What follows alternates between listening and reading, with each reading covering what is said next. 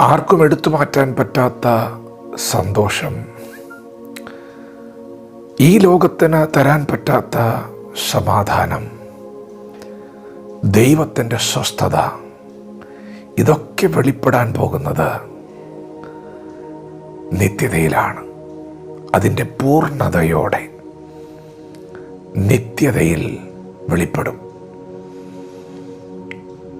പ്രിയപ്പെട്ടവരെ, എല്ലാവരുടെയും ജീവിതം ഒരുപോലെയല്ല. നാം തിരുവെഴുത്ത് പരിശോധിച്ചാൽ വിശ്വാസികളുടെ പിതാവായ അബ്രഹാം 25 വർഷം കാത്തിരുന്നൊരു മനുഷ്യനാണ്. കാത്തിരിക്കുക എന്നുള്ളത് അത്ര എളുപ്പമുള്ള കാര്യമല്ല. ദീർഘക്ഷമയോടെയാണ് അബ്രഹാം കാത്തിരുന്നത്. ഒരു കർഷകൻ നിലത്തിൽ വിത്ത് വിതച്ച് അതിൻ്റെ ഫലത്തിനു വേണ്ടി കാത്തിരിക്കുന്നത് പോലെ വാഗ്ദത്തങ്ങളുടെ നിവൃത്തിക്ക് വേണ്ടി കാത്തിരുന്ന പിതാക്കന്മാരുണ്ട്.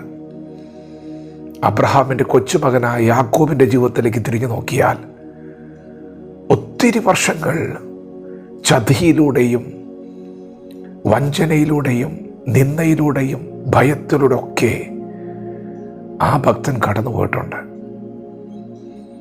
തൻ്റെ ജീവിതത്തിൽ സ്വസ്ഥത ഉണ്ടായിട്ടുണ്ടോ? ഒടുവിലത്തെ ചില സമയങ്ങൾ ദൈവം ചില മാന്യതകൾ വെളിപ്പെടുത്തി എന്നുള്ളത് സത്യമാണ്. ചിലരുടെ ജീവിതം മുഴുവനും കഷ്ടതയാണ്, അല്ലേ? വിശുദ്ധ വേദപുസ്തകത്തിൽ യേശുക്രിസ്തു പരിചയപ്പെടുത്തുന്ന ഒരു വ്യക്തിത്വമുണ്ട്. ധനവാന്റെ പടിപ്പുരയ്ക്കിൽ കിടന്ന ലാസർ എന്ന ദരിദ്രൻ വസ്ത്രമില്ലാതെ, ഭക്ഷണമില്ലാതെ, പാർപ്പിടമില്ലാതെ തൻ്റെ ആയുസ് മുഴുവനും കഷ്ടമനുഭവിച്ചവനാണ്. താൻ മരിച്ചു, അടക്കപ്പെട്ടു എന്നാണ് എഴുതിയിരിക്കുന്നത്. ഒരു വിടുതൽ പോലും തൻ്റെ ജീവിതത്തിൽ കണ്ടില്ല. പ്രിയപ്പെട്ടവരെ, നിത്യതയിൽ അബ്രഹാം പിതാവിൻ്റെ മടിയിൽ ലാസർ വിശ്രമിക്കുന്നൊരു ചിത്രവും കൂടി യേശു പങ്കുവയ്ക്കുകയാണ്. ഇവിടെ ചിലപ്പോൾ ഒരു വിടുതലും കിട്ടാതെ, ഒരു നന്മയും കാണാതെ മാറ്റപ്പെട്ടെന്ന് വന്നേക്കാം.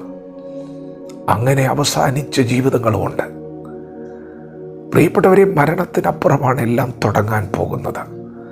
സന്തോഷത്തിൻ്റെ പരിപൂർണത, ദൈവത്തിൻ്റെ സ്വസ്ഥത വെളിപ്പെടാൻ പോകുന്നത് നിത്യതയിലാണ്. നിങ്ങളുടെ ജീവിതത്തിൽ ഇന്ന് നിങ്ങൾ കടന്നു പോകുന്ന എല്ലാ സാഹചര്യങ്ങൾക്കുമായി ദൈവത്തിന് സ്തോത്രം ചെയ്യണം. എല്ലാറ്റിനും സ്തോത്രം ചെയ്യണം. ദൈവത്തിൻ്റെ നാമത്തിലാണ് നിങ്ങൾ കഷ്ടം അനുഭവിക്കുന്നതെങ്കിൽ അതിനൊക്കെ പ്രതിഫലമുണ്ട്. പ്രിയപ്പെട്ടവരെ, ഈ കഷ്ടതയെല്ലാം നന്മയ്ക്കാണ്. ഈ വേദന നന്മയ്ക്കാണ്. അത് ചിലപ്പോൾ ഈ ഭൂമിയിൽ വെളിപ്പെട്ടെന്ന് വരാം. അതിൻ്റെ ഒരു ചെറിയ പങ്ക് ദൈവം ഇവിടെ നമുക്ക് വെളിപ്പെടുത്തിയെന്ന് വരാം. എന്നാൽ അതിൻ്റെ പൂർണ്ണത വെളിപ്പെടുന്നത് നിത്യതയിലാണ്. വിശ്വാസത്തിൻ്റെ അന്ധമായ ആത്മരക്ഷ പറഞ്ഞു തീരാത്ത സന്തോഷമാണ്. പറഞ്ഞു തീരാത്ത സന്തോഷം നമ്മെ കാത്തിരിക്കുന്നുണ്ട്. ജീവിതം തുടങ്ങാൻ പോവുകയാണ്. അത് മരണത്തിന് ശേഷമാണ്. അത് നിത്യതയിലാണ്. നാം ഈ ലോകത്തിൽ കാണുന്ന ജീവിതം ഇത് ക്ഷണികമാണ്, അല്പനേരത്തേക്കുള്ളതാണ്.